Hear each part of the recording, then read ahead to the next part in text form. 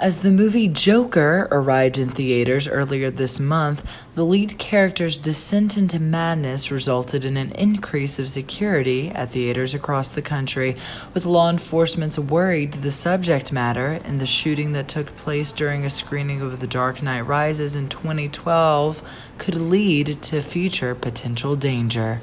LSU senior Alex Hebert and her friend were at the AMC 15 when a false alarm of a shooter took place.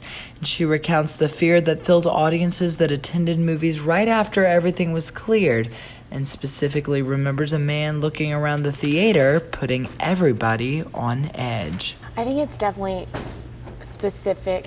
It's a specific reaction based on recent events. I don't think 10 years ago we had no reason to fear. Or maybe they did, but not that I knew of.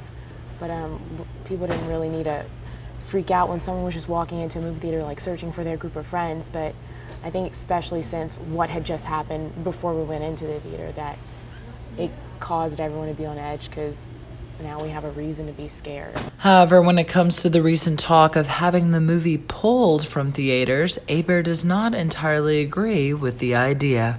I didn't think anything of it when the Joker came out.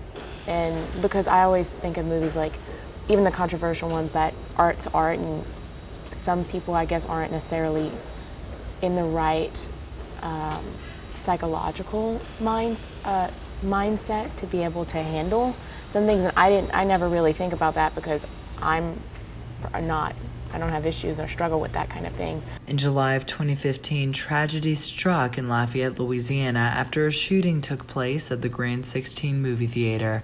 Current employee Ben Seymour describes recent precautions taken since the Joker premiere to ensure customer safety.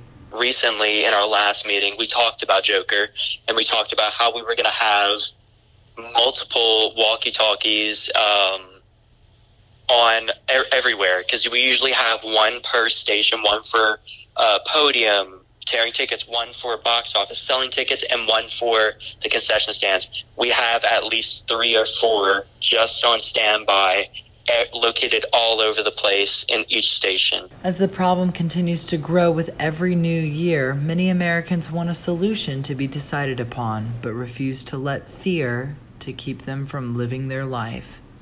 For Tiger TV News, I'm Walter Miller.